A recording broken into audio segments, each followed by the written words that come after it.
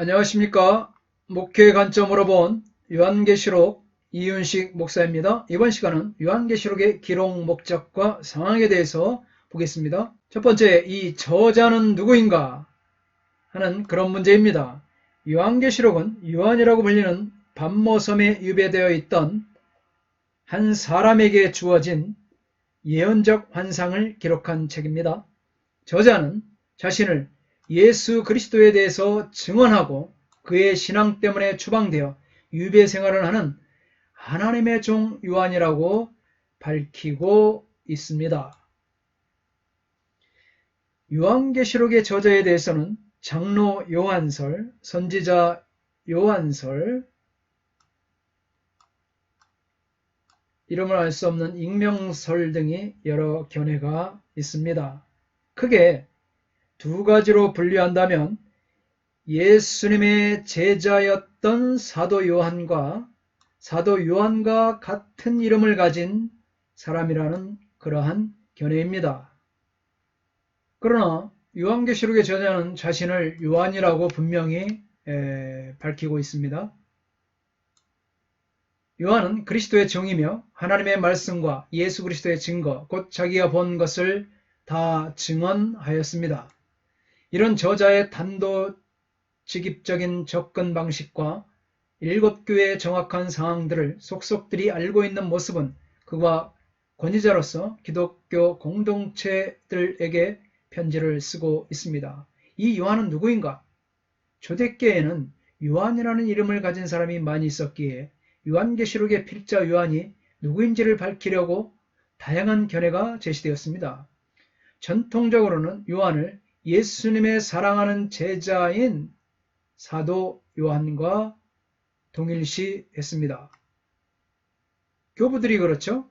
유스토니스, 터툴리안, 히폴리투스, 이레네우스, 오리겐 클레멘트 등이 세베대의 아들 요한이 요한계시록의 필자라고 증언하였습니다. 이들은 요한계시록의 요한의 다른 책, 요한복음, 요한서신과 비슷한 용어가 사용되고 비슷한 주제가 담겨 있는 것도 사도 요한이 요한계시록의 저자라는 입장을 견지하는 데 한몫했습니다. 그러나 모든 학자가 계시록의 저자를 그리스도의 사도인 세베대의 아들로 인정한 것은 아니었습니다. 오늘날 많은 학자들은 요한계시록의 사도 요한 저작성을 부인합니다. 이건 역시 역사 비평 이전부터 있었던 오래된 현상입니다. 역사 비평 위에 있는 학자들은 요한을 저자로 보지 않고 일종의 최종 편집자로 거론합니다. 이처럼 요한을 사도가 아니라 요한 서신에 언급된 장로 요한이라고 생각한 사람도 있고 최근에 와서는 요한을 요한 공동체 출신의 기독교 선지자 중 한 사람이나 묵시적 환상가라고 생각하는 사람도 있습니다. 2세기의 이단이었던 마르시온, 그 다음에 3세기 중반 알렉산더 주교였던 디오니소스는 요한계시록의 구조와 신학이 요한이 다른 문서에 나타난 그것들과 다르다는 반론이 제기되기도 했습니다. 특히 요한계시록에 사용된 헬라어가 요한복음이나 요한서신의 것과 다른 것이 자주 지적되었습니다. 요한계시록의 헬라어 문체가 난해하다는 사실도 요한 저작성이 도전받는 데 중요한 작용을 했습니다. 그리고 일반적으로 인정하고 있는 것은 요한계시록의 기록 연대 주후 95년에서 100년 사이 역시 사도 요한이 계시록을 기록했음을 받아들이는 데 걸림돌이다. 그 이유는 요한이 이때까지 살아 있었다는 것에 많은 사람들이 의구심을 갖습니다.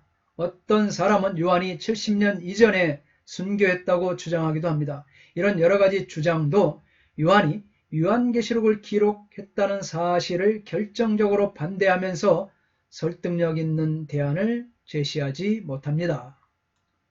그러나 우리는 사랑하는 제자로 알려진 사도 요한이요, 자신을 예수 그리스도에 대해서 증언하고 그의 신앙 때문에 추방되어 유배 생활을 하는 하나님의 종 요한이 요한계시록의 저자임을 받아들이는데 하등의 문제가 없을 것입니다.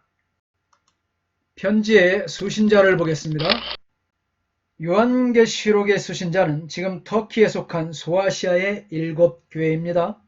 이 교회들이 있는 곳은 로마의 순환 도로상에 위치한 연쇄 도시들로서 소아시아의 요지였습니다. 아마 사도 요한은 이 7교회를 순회하면서 목회를 했을 것입니다.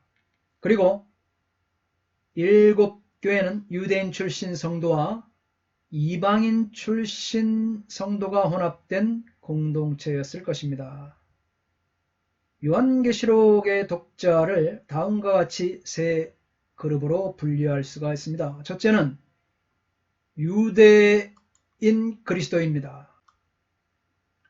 둘째는 이방인 그리스도입니다.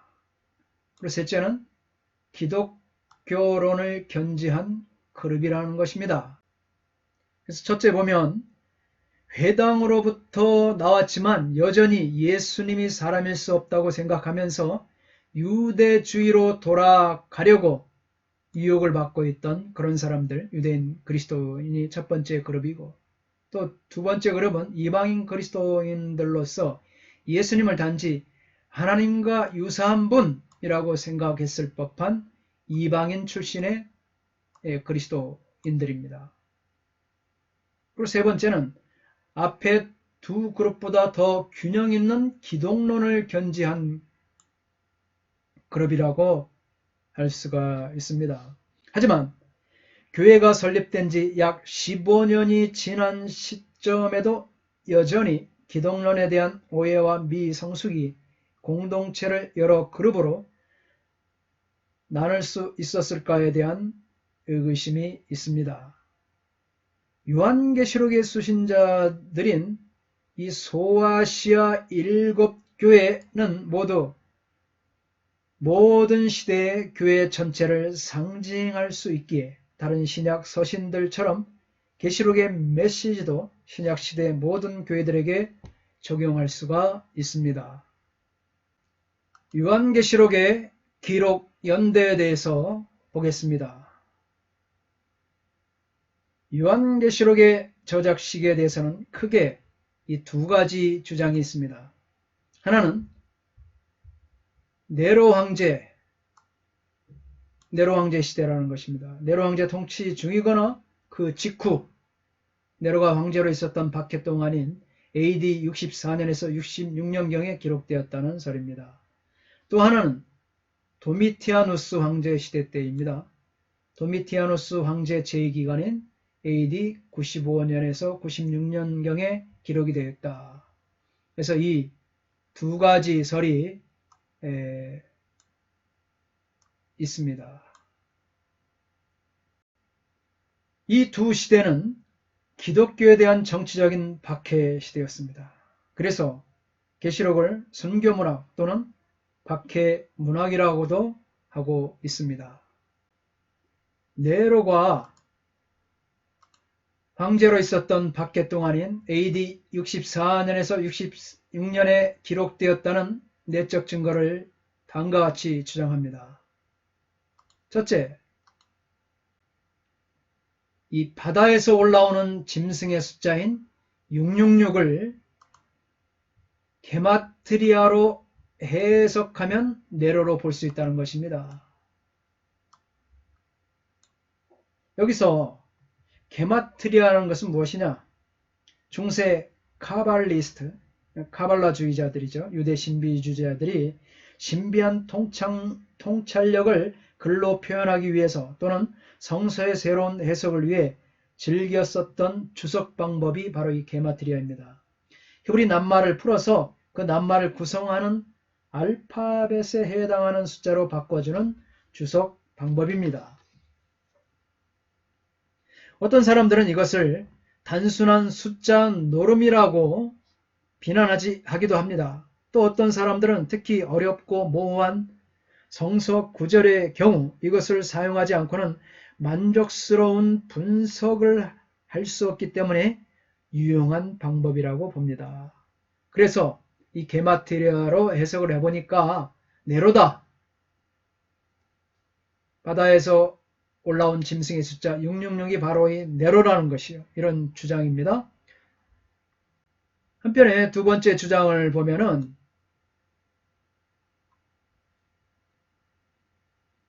요한계시록이 기록될 당시에 활동한 네로를 로마의 6대 황제로 볼 수 있다는 것이죠. 6대 황제로. 세 번째 보면 사도행전에서 볼 수 있던 유대인들이 강력한 심과 교회를 향한 박해의 모습이 사탄의 회당 등에 나타난다. 그래서 이런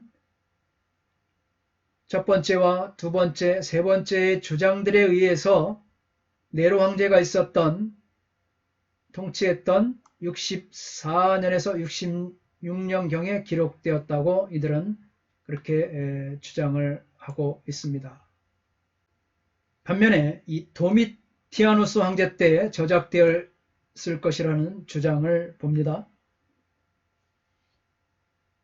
그들은 로마가 전면적으로 박해하기 시작한 것은 네로 이후이며 요한계시록에는 이러한 박해에 희생이 된 교회의 모습이 언급되었습니다.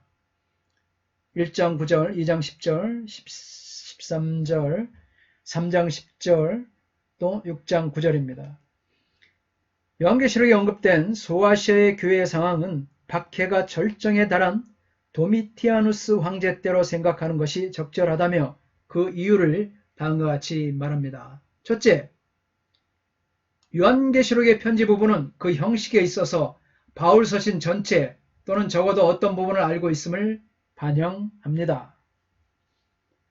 그러므로 요한계시록은 바울 서신보다 뒤에 기록이 되었다는 것이죠. 둘째, 요한계시록에는 저자가 예수님이 말씀하신 내용을 알고 있었다는 증거가 있다. 그러려면 요한계시록은 복음서들보다도 나중에 기록되어야 한다는 거예요.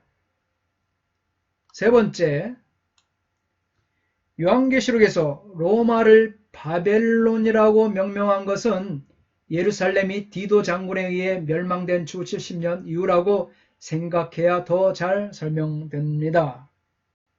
넷째, 소아시아의 교회들의 상황이죠. 이 3장은 교회가 세워지고 상당한 기간이 지난 뒤의 상황을 반영한다. 그러기에 도미티아누스 황제 때 요한계시록이 지어졌을 것이다. 이렇게 주장을 합니다.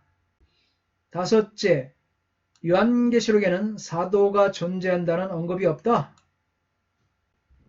그 대신 능력이 있는 선지자들이 존재한다고 언급되어 있습니다. 10장 7절, 11장 10절, 18절, 16장 6절, 18장 24절, 22장 6절, 9절 사도가 존재한다는 언급들이 없다.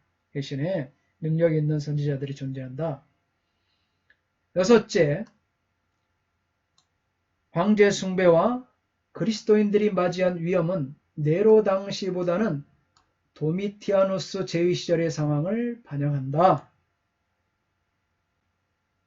이러한 이유로 인하여서 도미티아누스 황제 때 저작이 되었을 것이다. 이렇게 그들은 주장합니다. 비록 대부분의 고대 기독교 저자들은 분명히 이레니우스에 의해 의존하여 요한계시록이 도미티안 시대의 말경에 쓰여졌다고 생각하지만 그 이전 즉 클라디우스, 네로 또는 갈바의 시대에 쓰여졌음을 시사하는 소수의 견해도 있었습니다. 또한 요한계시록이 도미티안의 사망 후 트라이안의 통치 시대에 쓰여졌다고 생각하는 사람들도 있었습니다. 그러나 요한계시록의 기록 연대는 보편적으로 이레네우스의 전승에 따라 계시록이 도미티아누스 황제 제위 기간에 기록이 되었다는 것입니다. 이런 입장이 전통적 견해로 받아들여지고 있습니다. 당시는 황제가 자신을 신으로 경배할 것을 강요하는 등 7교회가 정치적 환경에 처했던 시기였습니다. 이런 시기에 요한계시록은 그들에게 큰 용기와 격려가 되었습니다. 기록 장소는 어디인가?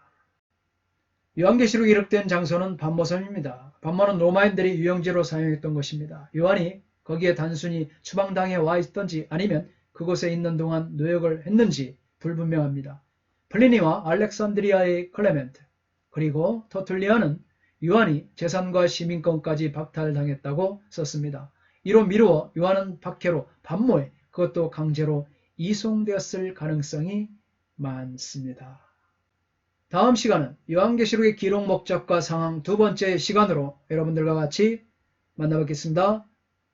평안하십시오. 샬롬.